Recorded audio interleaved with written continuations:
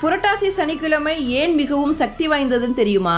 பெருமாள் சனி பகவானுக்கு ஒரு வரம் கொடுக்கிறாரு. யாரெல்லாம் சனிக்கிழமைகள்ல என்னை வழிபடுகிறார்களோ அவர்களுக்கெல்லாம் சனி பகவானால் ஏற்படக்கூடிய கஷ்டங்களிலிருந்து விடுபடுவார்கள் அப்படின்னு சொல்லிட்டு. புரட்டாசி மாதம் திருவோண நட்சத்திரத்துல தான் திருப்பதியில வெங்கடாஜலபதி அவதரிக்கிறாரு.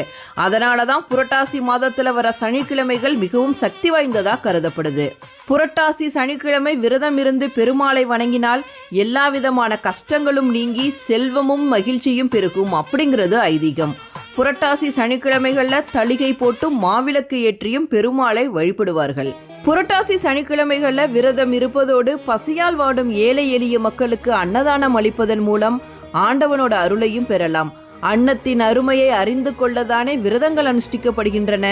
எனவே பசிப்பினியை அகற்றும் மகத்தான சேவையாக இந்த புரட்டாசி சனிக்கிழமை விரதம் இருந்து வருகிறது.